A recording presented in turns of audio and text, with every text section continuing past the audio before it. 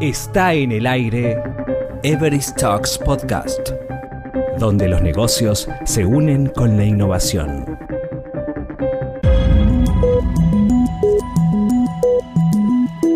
¿Cómo están? Bienvenidos a este nuevo capítulo de nuestro Everest Talk Podcast. Vamos a hablar de una habilidad que hoy es fundamental.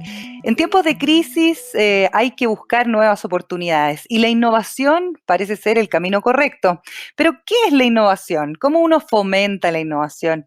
¿Qué iniciativas existen, por ejemplo, en Chile para hacer de la innovación un proceso más integrado, no solamente con las empresas, con los organismos públicos y con la sociedad? Estamos con Angie Magmar, ella es directora ejecutiva de la Fundación Everest Chile, para que nos cuente un poquito más y nos dé su visión. ¿Cómo estás, Angie? Hola María Elena, muy bien, contenta de participar hoy. Gracias por la invitación. Creo que estas son temáticas que tenemos que comenzar a abordar y ojalá difundirlas lo mejor posible, así es que súper contenta. Gracias. Oye, Angie, y ojalá traducirlas, porque a ver, hablemos un poquito que la Fundación Everest en Chile acaba de lanzar el premio Actitud Chile, que lo que está buscando son proyectos que se basen en la tecnología, pero que tengan impacto social, y son 3 categorías, y una vez que se hace la curatoría de los proyectos que puedan quedar, se recibe asesoría, contenidos, el ganador participa además por un premio que es súper bueno, que es el premio Everest Global, 60.000 euros, así que hay ahí una iniciativa concreta. Pero Angie, antes de conversar del premio, es difícil probablemente definir innovación y acercarla lo más posible o lo más pedestremente posible, como me gusta decir a mí, a las personas, que quizás la ven un poco lejos porque generalmente se vincula a la tecnología, etcétera. Si tú tuvieras que definir esta palabra, ¿cómo la definirías? La innovación es parte del ADN nuestro. La fundación, cuando nace de la mano de Everest, una de las cosas que tiene en su ADN es la innovación. Nosotros vemos la innovación, y esta es una opinión ya más personal, pero cuando tú tienes una actividad, una tarea y tienes una misma forma de hacerla, tú puedes innovar introduciendo cambios, que no es lo mismo que la creatividad. La creatividad ya alude más a un proceso mental y básicamente con la innovación alude a un proceso productivo. ¿Qué hacemos nosotros en la Fundación? Cómo vemos la innovación es parte de la mejora continua del día a día, en la cual nosotros vamos mirando las distintas formas en cómo hacemos las cosas a través del uso de la tecnología y las vamos mejorando, las vamos actualizando, les vamos introduciendo distintos cambios que nos permiten desarrollar nuevas formas de manera mucho más eficiente y al mismo tiempo respondiendo a las nuevas necesidades que van surgiendo en el día a día, no solamente en el mercado chileno, sino que alrededor del mundo. Y ahí parece que todavía nos cuesta un poco meter estos procesos innovadores que se diferencian precisamente con la creatividad. ¿Qué habilidad podríamos fomentar, por ejemplo, y ustedes lo han hecho desde la misma fundación, en los más pequeños, en nuestros hijos? ¿Cuáles son las habilidades claves, crees tú, Angie? Bueno, esto sí, yo creo que viene a ser un tremendo tema. Ojalá lo podamos abordar en distintas instancias. La creatividad de los niños en Chile, yo creo que se puso en juego, y sobre todo en esta época de pandemia, donde nos dimos cuenta que nuestros niños tienen que adquirir nuevas herramientas, nuevas habilidades, y esto parte por dejar de hacer las cosas de la misma forma. Una de las maneras en que nosotros podemos estimular a nuestros niños es sacándolos de nuestra zona de confort. Si bien es cierto, los colegios les entregan herramientas y una metodología para hacer las cosas, pero nosotros en casa podemos perfectamente conversar con nuestros hijos y decirle, si tú lo hicieras de una forma diferente, ¿cómo lo harías? Y en esa pregunta empezar a desafiar a que nuestros hijos hagan cosas de una manera distinta. Y ojo, que esto también implica que el entorno se adapte a hacer las cosas de manera distinta, a aceptar que nuestros niños tengan capacidades diferentes, que puedan ver y podamos abrir distintos espacios en los cuales ellos puedan aportar con nuevas formas de hacer las tareas, no necesariamente de la misma forma, nuevas formas de presentar los contenidos, nuevas formas, en el fondo, de aprendizaje que nos permita también ir innovando en la manera en cómo ellos desarrollan estas habilidades. Claro, parece que ahí la academia está un poquito al debe, podríamos decir, y no solamente hablando de la educación preescolar o la educación universitaria. Yo creo que hay todas las fases de la educación. Hoy día ha habido cambios bien interesantes, lo mismo que está sucediendo con esta transformación digital tan potente que estamos atravesando a raíz de la pandemia, y ahí entonces hay habilidades que uno podría potenciar. Y pensando precisamente en la pandemia, en el contexto actual, actual y en las personas que nos están escuchando, que puedan identificar quizás alguna necesidad, que han podido idear una solución innovadora, ¿qué es lo primero que uno debiera hacer con esa idea innovadora, ¿no? Porque esto mismo de la crisis nos pone más creativos y más innovadores. Absolutamente. De hecho, lo primero que tiene que hacer una persona al tener una idea innovadora tiene que estructurar su modelo. Es decir, el modular la idea a través de un canvas, llevarle una metodología y revisarlo, revisar tu modelo de negocio, cuál va a ser tu propuesta de valor, tratar de generar un producto mínimo viable, los llamados MVP. ¿Por qué? Porque a través de este producto mínimo viable nosotros también vamos probando la hipótesis, vamos descartando las variables que sí nos aporta, que sí nos acerca a un posible mercado, cuáles son los canales, cuáles son las relaciones claves con terceros que queremos desarrollar cuando tenemos una idea innovadora. Entonces, es interesante esto de hablar de la innovación, pero también es interesante concretizarla. Es súper importante que la gente, cuando tenga estas ideas, las testee sus hipótesis, y si las hipótesis funcionan, si logra sacar un producto mínimo viable, llevarlo y empezar a acercarse al ecosistema. Porque de otra forma, ¿qué es lo que nos pasa en Chile? Hay muy buenas ideas, pero también falta que se acerquen a las incubadoras, que tomen un poco más la iniciativa y vayan desarrollando estas ideas. Y esto podría precisamente permitir que, por ejemplo, esta idea innovadora, que puede ser de cualquier tipo, sea sostenible en el tiempo, que se convierta en un negocio. ¿Cómo o cuáles son las claves que tú ves para escalar, además de ir a, por ejemplo, una incubadora, una aceleradora? Bueno, la persona generalmente, una cosa es la incubadora y otra es la aceleradora. La incubadora va en el proceso inicial, cuando nosotros ya testeamos la hipótesis, sacamos nuestro producto, y justamente lo interesante es que una vez que ya lo verificamos, acercarse a una aceleradora. ¿Por qué? Porque las aceleradoras, el trabajo y grandes cosas que ellos hacen, tiene que ver con conectarte con mercados, también tiene que ver con acceder a nuevos socios que quizás quieran aportar al producto, acceder a nuevos mercados, te pueden contactar con inversionistas, te pueden explicar cuáles son todos estos mercados o los mismos inversionistas cuando hablamos de estos venture capital, por ejemplo. Entonces, también es interesante que si la persona quiere escalar y ya su producto ve que cumplió una fase de prototipado, cumplió una fase de que ya comprobó las hipótesis, empezar a desarrollarlo, acercarse a sus distintas variables, empezar a buscar ecosistemas, acercarse a consejos, escuchar, mirar.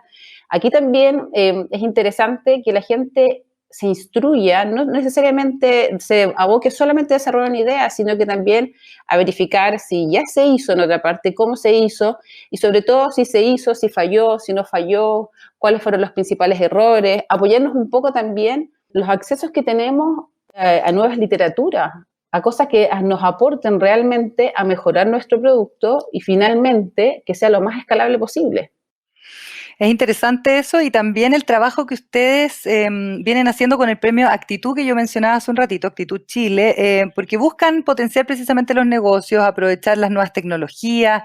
¿Qué es lo principal que debe tener un proyecto para poder ser parte de esta convocatoria? Validar su propuesta de valor. Porque aquí hay algo muy importante que a mí me interesa y se los contamos a las personas que postulan. No todo pasa por la tecnología. Porque si ustedes lo piensan, la tecnología está. Siempre nosotros vamos a acceder a distintas herramientas o a distintos espacios en los cuales la tecnología tiene un rol, pero aquí la propuesta de valor es clave. Si ustedes se van a leer las historias, los unicornios, etcétera, que ya existen en la literatura, se van a dar cuenta de que lo que trasciende en los proyectos son las propuestas de valor. Y a nosotros en la Fundación nos interesa que la propuesta de valor vaya muy de la mano con las soluciones que le brindamos, ya sea con base tecnológica, a las personas, al medio ambiente. La propuesta de valor es clave y si nosotros identificamos que nuestra propuesta de valor es diferencial, eso nos va a ayudar muchísimo a que ese proyecto no solamente se abra a nuevos mercados, sino que también sea de interés para nuestras propias organizaciones en Chile. Y ahí ustedes ayudan, por ejemplo, a buscar quizás un foco, porque de repente el emprendedor como hace de todo, como que se pierde un poco en el mar del emprendimiento, ¿no? Ustedes pueden, por ejemplo, dar algunas luces, como guiar un poco a aquellos que postulen a esta convocatoria. Mira, súper buena pregunta porque antiguamente nosotros el premio se abocaba a dar mentoría a los últimos concursantes, es decir, a los últimos 3 emprendimientos seleccionados. de los más de 100, 200, 300 en España. Este año, por ejemplo, tuvimos más de 700 proyectos que postularon. Solo uno de ellos quedó en la final, a la cual va cada representante de país. Producto de la pandemia y de la desaceleración económica, lo que nosotros quisimos hacer este año en Chile y nos está funcionando es repartir conocimientos, nos abrimos al conocimiento. Entonces, desde el día 1, cuando nuestros startups, nuestros emprendedores postulan al premio, van a ir accediendo a distintas mentorías. Entonces, durante el mes de agosto y el mes de septiembre, lo que nosotros queremos hacer son, desde talleres online, les vamos a entregar cápsulas con los distintos aspectos que un emprendimiento tiene. Y también vamos a abrir talleres, que van a ser charlas en realidad, con emprendedores que nos van a hablar de la realidad de emprender, de más allá de que esto puede ser romántico, una fase romántica que lo ve la gente. También es interesante que conozcan la mirada de cuál es el camino, cuán solitario puede ser, cuán difícil puede ser, cómo no desanimarse en este camino de emprender.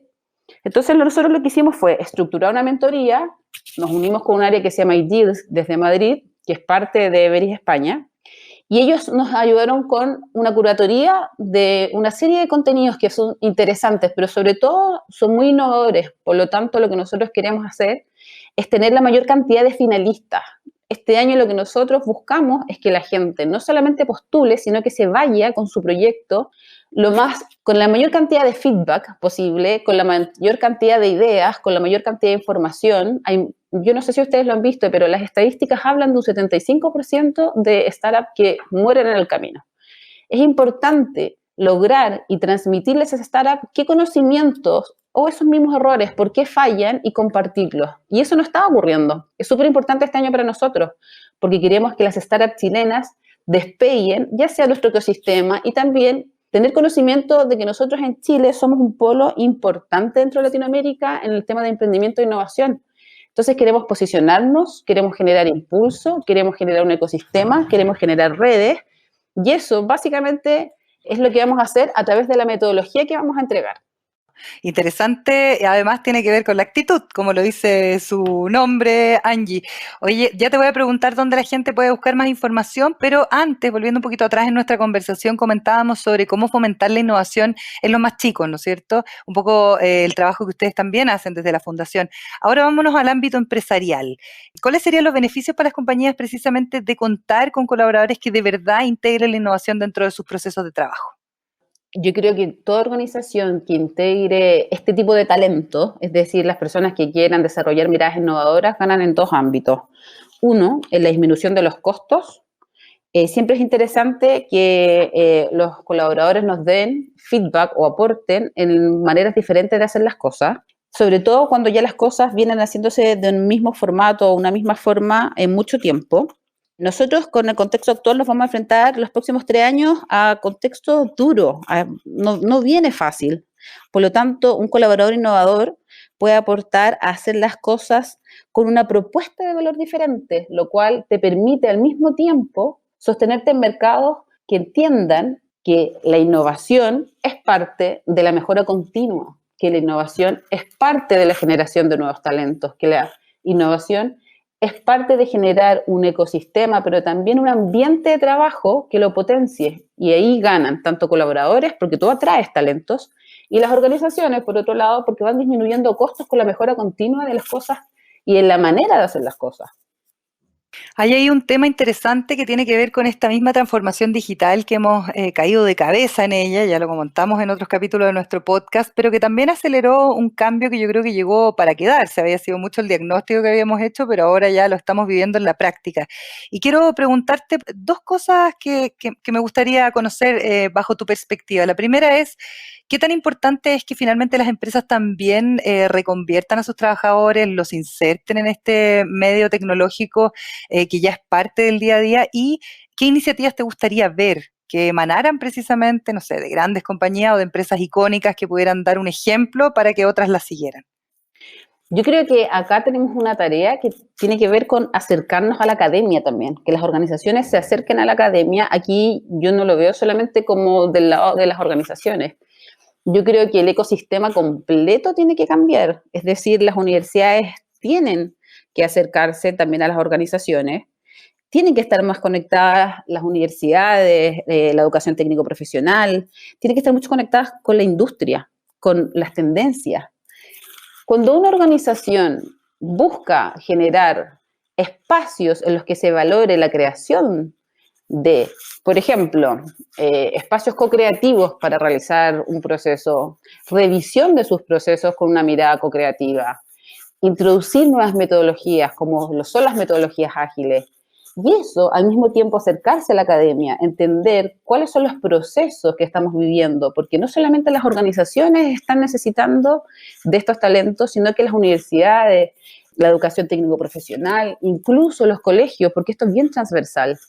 Lo que necesitamos es trabajar en conjunto y al mismo tiempo detectar aquellas habilidades o competencias digitales que se van a necesitar, y eso hay que hacerlo desde, lamentablemente, no puede ser solamente un actor dentro del sistema, tenemos que trabajar de manera, y yo lo digo lamentablemente porque quizás esto se muere un poco más, pero al final el producto es una innovación pura, es generar talento innovador, es empezar a crear nuevas redes entre universidades y organizaciones.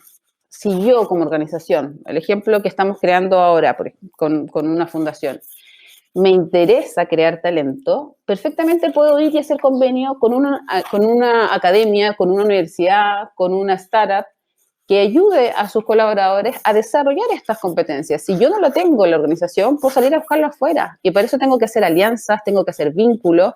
¿Qué mejor que hacerlo con las distintas instancias educativas que ya tenemos? Por ejemplo, ¿por qué los niños en Chile no parten desde pequeñito aprendiendo en lo que ya existe en otros países? ¿Cómo qué, por ejemplo?